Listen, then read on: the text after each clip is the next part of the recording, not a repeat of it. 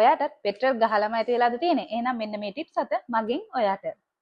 ඔයාලා හැමෝම දන්නවා වර්තමානයේ ඉන්ධන මිල ගොඩක්ම අහස උසටම නැගලා තියෙන. ඉතින් ගොඩක් අය හොයන්නේ තමන්ගේ වාහනේ ඉන්ධන කාර්යක්ෂමතාවය උපරිම කරගන්න. ඉතින් අද මේ වීඩියෝ එකෙන් මම ඔයාලට ඉන්ධන කාර්යක්ෂමතාවය උපරිම කරගන්න පුළුවන් පුංචි ටිප්ස් 7ක් අරන් එනවා.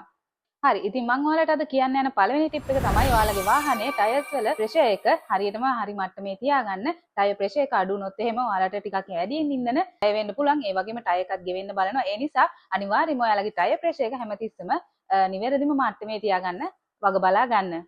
හරි මගේ දෙවෙනි ටිප් එක තමයි ඔයගොල්ලෝ එක ළඟ ඇක්සලරේට් කරන්නේ නැතුව ඒ වගේම එක තැන බ්‍රේක් කරන්නේ නැතුව හරි ස්මූත් ඩ්‍රයිව් එකක් යනවා නම් ඔයාලගේ ඉන්ධන කාර්යක්ෂමතාවය තව තවත් වැඩි වෙනවා.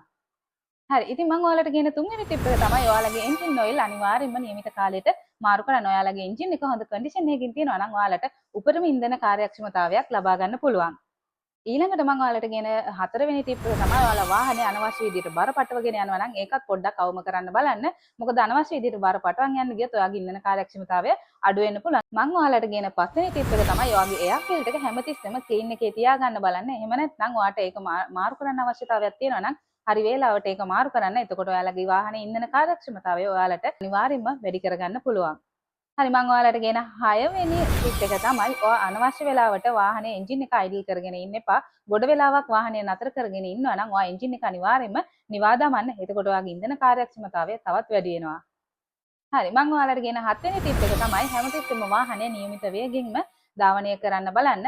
අධික වේගයෙන් ධාවනය කළොත් එimhe ඔයාගේ ඉන්ධන කාර්යක්ෂමතාවය අනිවාර්යයෙන්ම පහළ බහිනවා. ඒ නිසා නියමිත වේගයෙන් ධාවනය කළොත් ඔයාලගේ ඉන්ධන කාර්යක්ෂමතාවය අනිවාර්යයෙන්ම වැඩි කරගන්න පුළුවන්.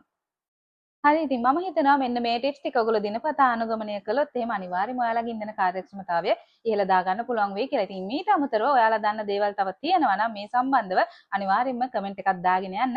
හැම කෙනෙක්ම දැනුවත් වෙන්න. එහෙනම් ඉස්සරහටත් මේ වගේ වීඩියෝස් අරන් මම ඔයාලා හම්බෙන්න එන්න. අනිවාර්යයෙන්ම මාව ෆලෝ කරලා තියාගන්න. මම තුෂාරි පලිහවදන තුෂි ස්ටෝරීස්